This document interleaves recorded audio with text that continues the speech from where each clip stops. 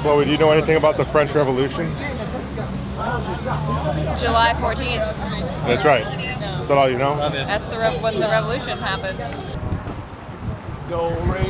So Amanda's working, but she really wants to be hanging out with her kids, but work calls. And none of these kids want to listen to my history lesson.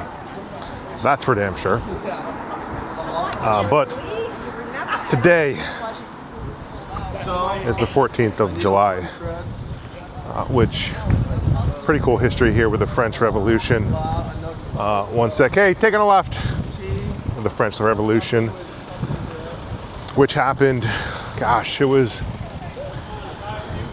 wasn't far after the American Revolution.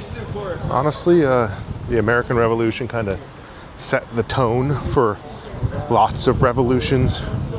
The French Revolution being the next, like, not long after the American Revolution. And really what the revolution was about was the end of feudalism. So think about feudalism like, you know, the kings gave land to the lords, who gave land to knights, who had the lands worked, protecting the peasants. The peasants worked the land. They didn't own the land, right? They just worked the land. So it was a agrarian society, and the French Revolution was really kind of the end of this thought process. That revolution had some ups and downs because there was extremists in this French Revolution. It seems like extremism is always the case after a cause, right? Extremism. It's crazy how we seem to overswing the pendulum in society, regardless of the time, whether it's the 1700s, earlier, or modern day times. But at some point during the French Revolution,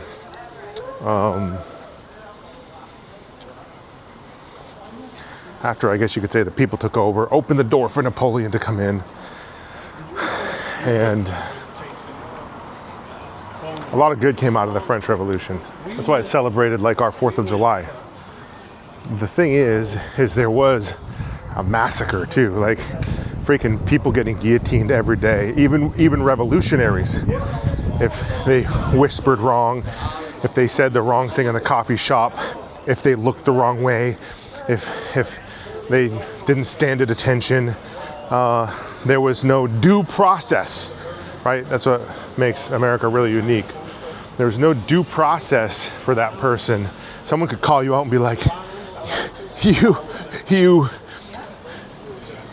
don't believe in the cause, right? They expected absolute belief in this revolutionary cause.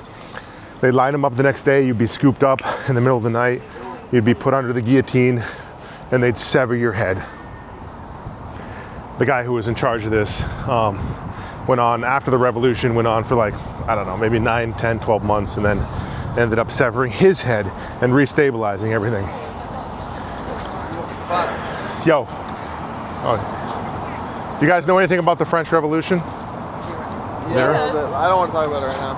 Oh, you do, Keegan? You want to share your... I can't share. You want to share your knowledge? No, I'm good. I'm not going to share. Amanda's still back there on the phone, working.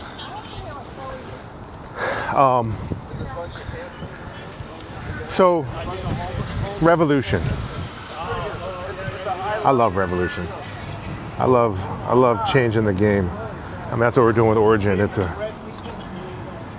revolution. It's a renaissance. It's a manufacturing revolution. But I want to tell you a story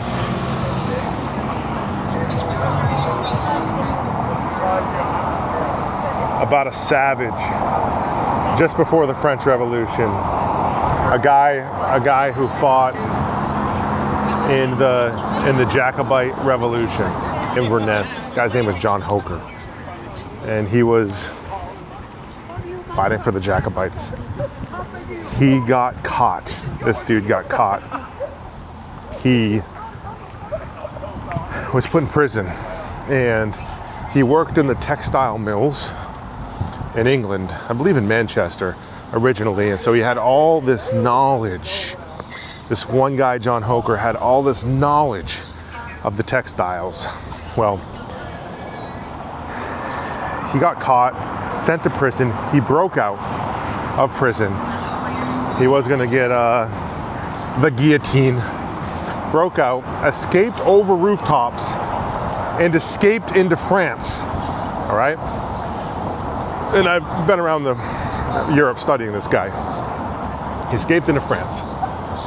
And while in France, he positioned himself as this expert in textiles. Now, the French were way, way, way behind Great Britain. They didn't have the quality of textiles that Great Britain had. Not even close, right? Of course, they were probably too busy making food the best cuisine in the world, right? I mean, I'd like to think that. I don't know if that was the truth or not. But this guy positioned himself as this textile guru, and he was. And so we put this book together, and in this book, he had to prove his worth. He had to organize this book with all the textiles, the way you weave them, what they're used for, where they're found. And what the French did was they sent him back to Great Britain. He had to go back, sneak back in, find all the swatches, all the information to put this book together. And then he presented it. And it was the first case of textile espionage. Textile espionage, which is still happening today. And this book that he put together has been in a private collection. Actually, it's not a private collection. The Louvre has this book. And this book has all these textiles that used to be woven. Well, this guy, John Holker, was really the beginning of France's advancement into their industrial revolution. He was kind of the one that helped them spearhead this. Now, this is before the French Revolution. This has got to be like, oh shit, how many minutes? I don't know, decades. This is like a few decades before the French Revolution. But he stole the knowledge from his own countrymen and brought it to the French. Well, it took us a year, but I got into the Louvre, and for only the second time in history, a private party was able to look in this book. What I found in this book would blow your mind. You wouldn't believe it. I'm not going to share it because hopefully it's going to be in our documentary we release sometime in my lifetime. And it's interesting because, like, these days there's like no protecting any of the knowledge, any of the way of making things that makes it special and unique. You know, I mean, we've obviously given it away, sold it away, traded it away, like as we like tried to do nation building America. We gave all the shit away, and I think it's bogus that we did that. So I kind of feel like we need another type of revolution, not a physical revolution,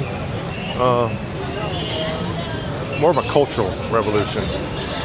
And one thing I'm trying to do is just trying to get people to remember why folks over the ages have risen up to make change. Like, shit, you don't like something, speak up. You got a voice, especially in America, because you aren't going to get the guillotine. Nobody's going to come after you in the middle of the night. They're not going to pull you out of your home for thinking a certain way, for saying a certain thing.